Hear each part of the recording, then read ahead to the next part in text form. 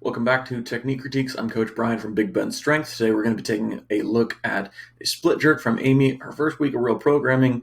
Let's go ahead and see what we got.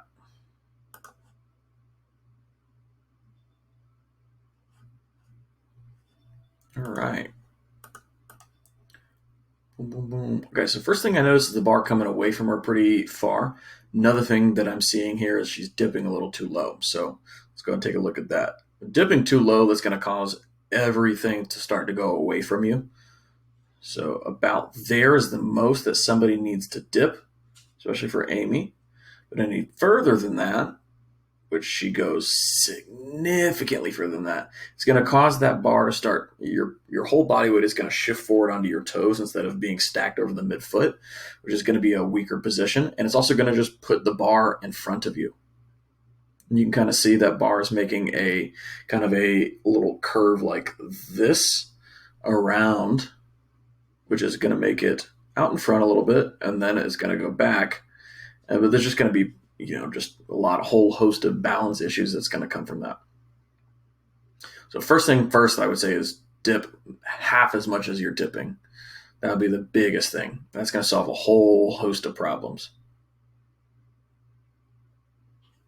Oh my God, so far. That was such a big dip. That was like a thruster. Next big thing, I'd like to see you step your front foot out a little bit more. What you can kind of see is that you're almost leading with your knee instead of leading with your foot. I want your foot to get further than your knee. This might just be a good cue for you to think about is just push your foot forward, don't push your knee forward. All right? And that bar then gets out in front of you, and it kind of settles down. You're having a little bit of the same issue of punching under as well as the last technique critique video that I just filmed. So I would recommend trying to think about this. Dip slow, drive faster, punch under fastest. All right, that punch under has got to be the most important part of that. You can dip drive just fine, but if you don't punch under, that bar is going to be crashing down on you, which it does a little bit here. And then that balance is on the toe and that front foot instead of on the heel or the midfoot because you were leading with your knee and not with your toe.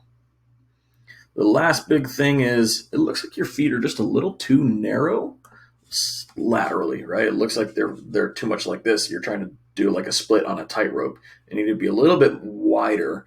As you can see, your back heel is kind of wanting to rotate in so that your knee points out. And that's not going to be a super strong position.